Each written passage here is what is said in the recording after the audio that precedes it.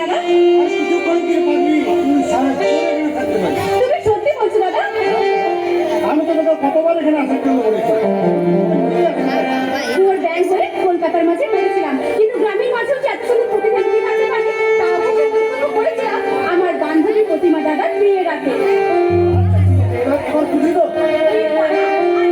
চল না আমরা ওই নদীর ধারে গিয়ে দুজনে নদীটার নিচে এঁকে বেঁকে যাচ্ছে আর আমি তাই দেখে গাইবো, ও আকাশ সোনা সোনা এই মাটি সবুজ সবুজ, ও আকাশ সোনা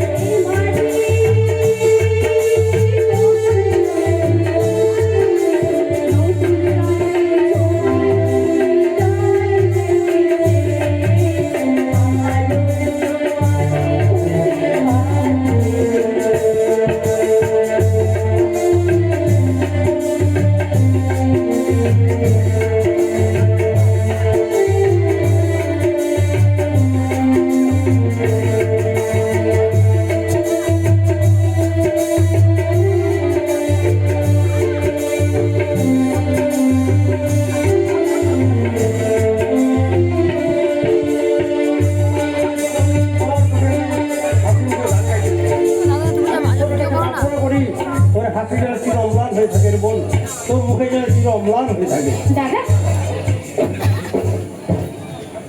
আজ আমি মাল ছাড়া কারো নয়, এইটুকু খেয়ে কি নেশায় বেশ করে খাবো মাল, হবো আমি বেসামাল, পাই না আজ কাউকেই ভয়।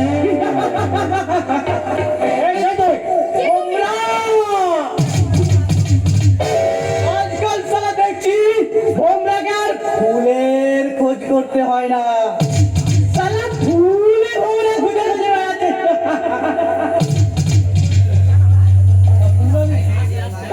ফুলো রানী, আমি তোমার কোন পাবতে বসবো? দাদা সালা আমি তো তখন দুটোকে ভেবেছিলাম জোড়া পাই না। কি বলছিস?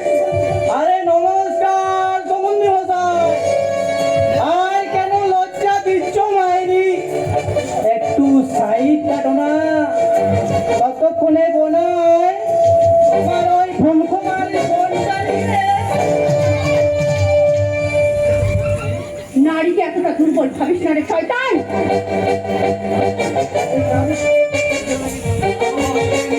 এই নারীর মধ্যে লুকিয়ে আছে তৃণের শক্তি, যুগে যুগে অশুভ অশুভ শক্তি নারী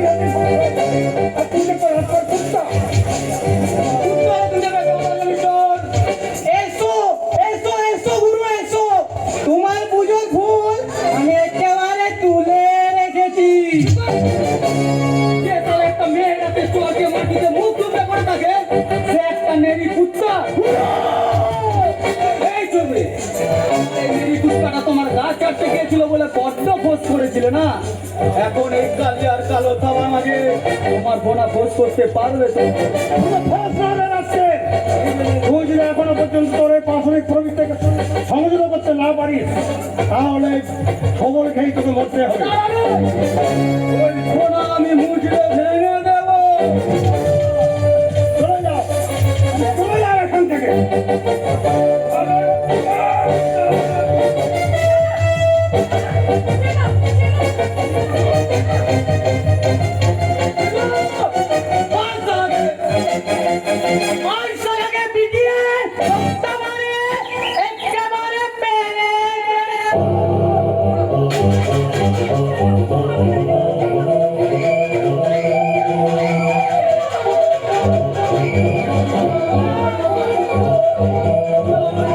সামনে আজ আমি তোকে দিয়ে বানাবো তোর বিরাট খুশি।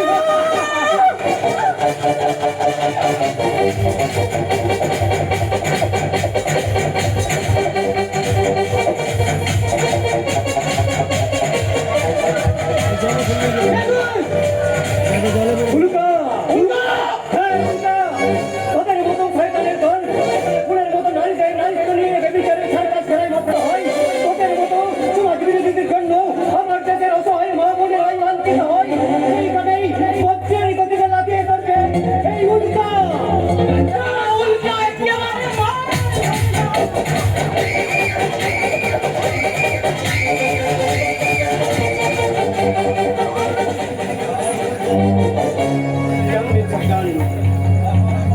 এখন আপনার সম্পূর্ণ বিপদ। আরে আমার এক নতুন সন্তান আর সন্তান এ হলো নমস্কার। আচ্ছা ওর পরিচয় তো আমি একদিন করবো। নমস্কার। নমস্কার। কিন্তু আপনারা ওটাকে এখানে ওটা ট্রিটমেন্টের জন্য ওকে এখানে চেঞ্জ দিয়ে দিয়েছিলাম। ট্রিটমেন্ট? হ্যাঁ হ্যাঁ ট্রিটমেন্ট। আপনাকে কলকাতায় একটা ব্যাংকার ডিপ্রেশনে ভুগছিল, তার জন্য ওকে আমি গ্রামে নিয়ে এলাম ট্রিটমেন্টের চেঞ্জের জন্য। কিন্তু এই 7 সবুজ গ্রামের মধ্যেও যেরকম হাংসায় দল সাথে আমার সম্মান বাঁচানোর জন্য আপনাকে অসংখ্য ধন্যবাদ। আমাকে ধন্যবাদ জানানোর কোনো প্রয়োজন নেই মিম সাহেব। উল্কার জীবনের এটাই একটা লক্ষ্য। আপনারা ফিরে যান মিম সাহেব। এই উল্কা জীবিত থাকতে আপনাদের কেউ কোনোদিন স্কেচ পর্যন্ত স্পর্শ করতে পারবে না। Thank you. আচ্ছা আপনি একদিন আমাদের বাসায় আসুন না। আপনার মতো রহস্যময় মানুষের ব্যাপার জানতে আমার কিন্তু ভীষণ ইচ্ছে করছে। দাদা আমাদের বাসার ঠিকানাটা ওনাকে দিয়ে দাও না প্লিজ। কিন্তু উল্কার কোনো ঠিকানার প্রয়োজন হয় না মিম সাহেব। কর্তব্যের ঘন্টা বাজলেই উল্কা আপনি ঠিকরে পড়বে। উল্কা না তবুও তোমার কিন্তু একটা ঠিকানার প্রয়োজন আছে, আর আমি চাই অবশ্যই আসবেন, কিন্তু আমি কিন্তু আপনার জন্য অপেক্ষায় থাকলাম। আর মনে রাখবে এটা কিন্তু আমার আদেশ। আসবো মেম সাহেব আসবো। আপনার অনুরোধ উপেক্ষা করলেও ওই ডাক্তার বাবুর আদেশ যে আমি মান্য করতে পারবো না, কারণ উনি যে আমার ভগবান।